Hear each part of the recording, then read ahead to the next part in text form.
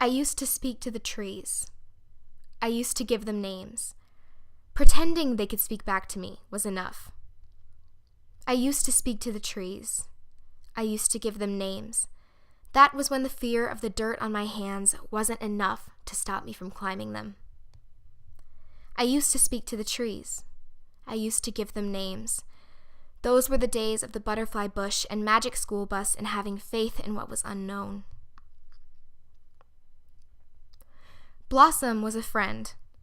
She let me sit atop her branches and decorate her on Halloween. Sometimes she would even gossip about the other trees, and I would listen. A time came where I had to leave Blossom. It was a time for someone new to talk to her, but the trees at the new house just weren't the same. So, one day, I stopped speaking to the trees. One day, I stopped giving them names. Suddenly, pretending they could speak back to me was no longer enough. One day, I stopped speaking to the trees. One day, I stopped giving them names.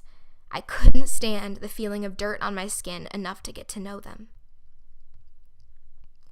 One day, I stopped speaking to the trees.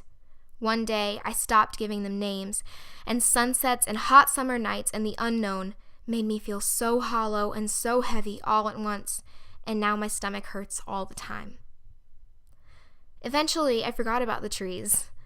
But now it's 5 a.m. and I'm 18, and I wonder how Blossom is doing, and if she still gets decorated on Halloween, and if new children have danced on her roots, and if she remembers me.